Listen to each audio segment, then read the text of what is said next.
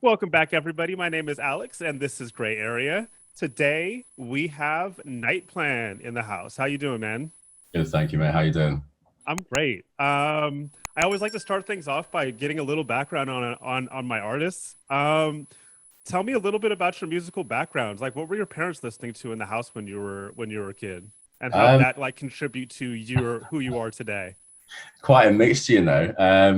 My mum was mainly sort of like hip hop and R&B, quite a lot of Brown Sugar, Missy Elliott, big mixture of Yes. artists in there, Leah. And my dad was a lot of classical, so doesn't really match up, but there's a mixture of influences in there for sure, and what I'm doing at the minute.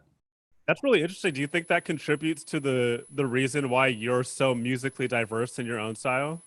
I think there's parts of it that definitely sort of contribute to it. Yeah, I mean, a lot of my music is focused around taking samples from sort of certain popular areas of genres currently in like mainstream music, for example, Right. like hip hop and R&B, that kind of thing. And then I sort of process it into the own, my own sort of vibe. So it definitely contributes to it. Yeah, Absolutely. Were you more of an East Coast or West Coast hip hop kind of person when growing up? I'd probably say West Coast. Interesting. Interesting. Um, does I'll take anybody either, but it would probably swing that way a bit more. nice? Was anybody in your family particularly musical? Like, were they beyond like listening to music? No, no, just purely listeners. Yeah, there was no sort of influence in what I was doing in terms of like playing an instrument or them pushing me on to certain things. I just ended up going sort of to drums, guitar in like my early teens, and then a bit of piano, and then it sort of changed into electronic music as I got a little bit older. Nice. Uh, Were you into bands earlier then? Were you yeah, yeah, yeah, I was. Yeah, I've literally mixed with everything, mate. I used to listen to like Rage Against the Machines when I was younger, and then it sort of turned into more drum and bass, and then grime, and sort of entered into house when I was like early sort of university, yeah. and yeah, went from there, mate. Sort of fell in love with that and developed more knowledge on it, and led into smaller niches like tech house, sort of deep Yeah. minimal, that kind of area. Nice. Do you think there was like a particular moment that you can like pinpoint where you actually like realized that like dance music was the thing that you wanted to do for the rest of your life? You know, I thought, well, I've been thinking back at it, and I think it was always there, but I just didn't really realize how to approach it.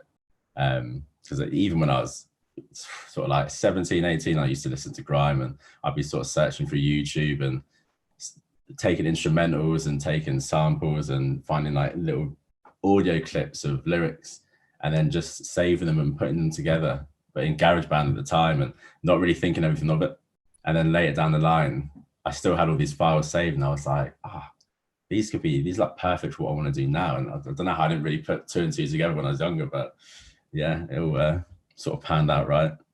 Nice. That's something I feel like that hasn't caught on here in the US yet is grime and like UK Mm. garage, like such like amazing genres that feel like they're so isolated to being part of the UK. Yeah, yeah, And it's I get that. and such an interesting entry point too for like people in the UK. I feel like that natural progression from hip hop to dance music like happens or R&B to dance music happens like in that space, yeah? Yeah, it definitely Um does. I think they put because it's a lot more like UK underground sound in that aspect, and it's it's just a transition that seems to happen pretty common over here, where you get a lot of people that listen to the R&B and hip hop, and then as they sort of diverse a bit more, they discover like grime and UK drill, that kind of thing. But it's give or take whether you like it or not. But a lot of people do go down that route, and then they discover other sort of genres from there. yeah, absolutely. So what at what point did you decide that did you like switch over from being like a band kind of person to like making dance music? I don't really know, I'd say I was around, it was around like 17, 18, I think. Yeah. When I first, because I'd hear this sort of music in, like mainstream charts, but there'll never be the sort of sound that I'm in now. And it's really when I started going out to more events, it was uni that I sort of discovered them, and then sort of discovering these artists that I like. And then, between like being at uni and being back at home, I'd find the same events up there, and then I Yeah. started going out more. And it was really like my friendship group at the time, so they sort of helped a lot with the discovery.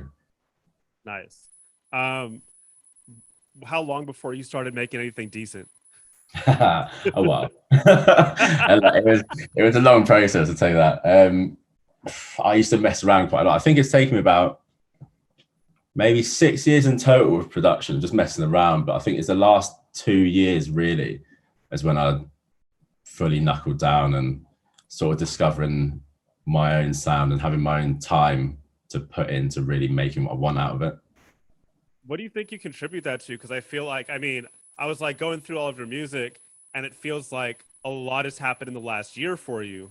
Yeah. So, what was going on like in the previous years? Were you like posting music, or were you just kind of keeping it on the under until you felt like you were ready to like really come out there and do something bigger?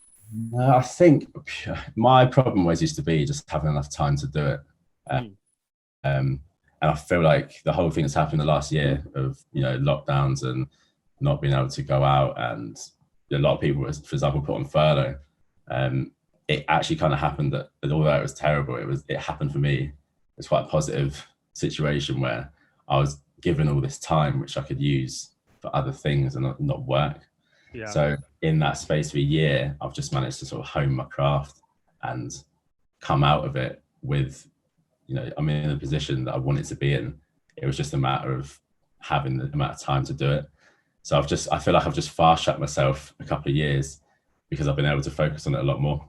Absolutely. And you've had some big releases with some big labels in the last year. You had a release of Solardo's label.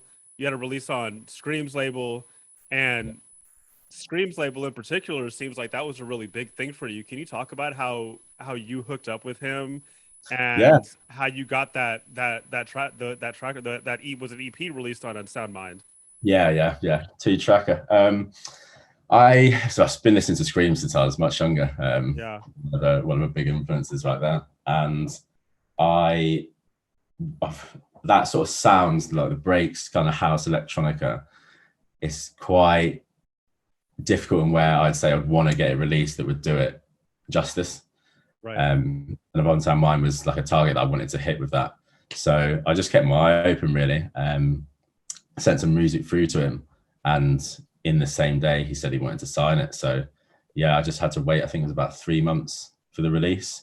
Yeah, Yeah, it was an exciting time because I think that was my first like why I'd say like major release for me, yeah. and yeah, it then went to Beatport. I think it's number 1 release in a few days after coming out. So I was overwhelmed, really. It That's just yeah, huge. it was insane at the time. Definitely a memorable minute for me. That breakbeat sounds really coming back right now too. I'm like a huge breaks head from like for like years and years and years. Mm. And there was a time when like breaks were really on top for like a while in the early Yeah. 2000 like early 2000s to mid 2000s. And then Mm. it feels like it felt like the genre like died and kind of ate Mm. itself.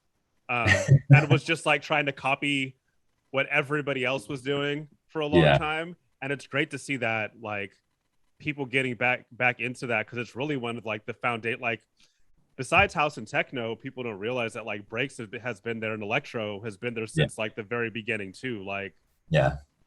that's one of the original sounds of dance music. Yeah. So I think that's what I like about breaks as well, is I feel like you can really put what you want into it, and there's not really any barriers to the sort of sounds you want to use or tempo and the vibe, really. So I sampled a lot of jungle tunes to really get the sort of sound that I wanted in that track, and then I took sort of a lot of synth elements and plucks and made it quite atmospheric, but still really driven with the sort of garage Reese bass that was underneath. So Yes, yeah, it yes, was yes, it yes. was it was fun to put together. I love it. I love it. And you have like a really diverse sound, because it's not just breaks. You do like tech house, and you do kind of like deeper stuff too. Mm. Um, why do you produce across such a wide range of different styles? Yeah, Do it's you just sit down and you're just like, I'm just gonna make see what comes out today?